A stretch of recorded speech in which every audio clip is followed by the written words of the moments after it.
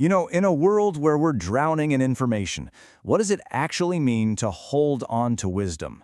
Today, we're going to dive into a pretty radical declaration about the future of knowledge itself. It's a story about a strategic retreat, one that's designed not for escape, but for survival. Let that sink in for a second. Civilizations don't fail because they're not smart enough. This single thought really sets the stage for everything we're about to talk about. It kind of suggests that our collective brainpower might not be the thing that saves us in the end. And the core argument here is that we are living in that exact moment, right now. We're in a time of infinite information, sure, but our attention is just shattered. The sheer volume of digital noise is threatening to completely drown out the real, lived wisdom that gets passed down from person to person. And this is the bombshell. One of the oldest schools of Islamic law and ethics is making a huge move. Now, this isn't about abandoning the modern world. Think of it more like building a lifeboat, designed to carry essential knowledge safely through the storm that's brewing. So, the big question is why now? What has brought us to this tipping point where a move this drastic is seen as, well, the only way forward? See, this isn't a crisis that just popped up overnight. It's really a story that's been unfolding for about 100 years.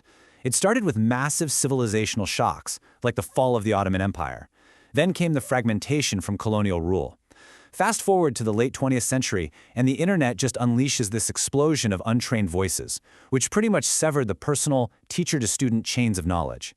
And that brings us to today, where religion is often just another piece of digital content we consume, and our collective memory is outsourced to servers that could disappear tomorrow. And this quote, wow, it just nails the danger, doesn't it? The source argues that this digital free-for-all has ripped knowledge away from its ethical and spiritual heart. This idea of purification, it's about the inner work, the character building that ensures knowledge is used with wisdom. When you detach law from that, it can become cold, rigid, even cruel. And on the flip side, when spirituality has no structure, no law to ground it, it can just drift into pure delusion. Okay, so if that's the problem, what's the solution? Well, it's found in the methodology of the Mālikī school itself, a system that was basically designed to be anti-fragile from the get-go. Just look at this comparison. It's night and day, right? On one side, you've got the Mālikī way, knowledge passed from person to person as part of a living, breathing tradition. It's about character, humility, and careful transmission. On the other side, you have the digital age, knowledge as just content. It's the difference between true, lived wisdom and just another data stream on your screen. Now, let's be super clear here. Going offline doesn't mean becoming a Luddite and throwing away your phone. It's a strategic choice. It's a refusal to be dependent. It's all about building resilient, human-centered systems for learning, knowledge that can be memorized, practiced, and verified inside a real community. Systems that'll still be standing if the platforms we all rely on suddenly go dark. Now, to pull this off, they aren't just inventing something brand new. They're actually reaching back into history and reviving a powerful model, but updating it for the crazy challenges we face today. It's the model of the House of Wisdom. I mean, the original House of Wisdom in Baghdad, that place wasn't just a library. It was a powerhouse, a dynamic engine for civilization. It translated and saved knowledge from all over the known world. It supported scholars, and its goal was to serve all of humanity, not just one group. So this new translation movement takes that spirit and applies it to our world. The task today isn't just translating Greek to Arabic, it's translating our entire way of knowing. It's about moving from the chaotic online world to the durable offline world, shifting from just consuming information to the actual moral and spiritual formation of a person. It's about cutting through all the noise to find the signal and making sure what we pass on is a genuine human inheritance, not just something an AI spit out.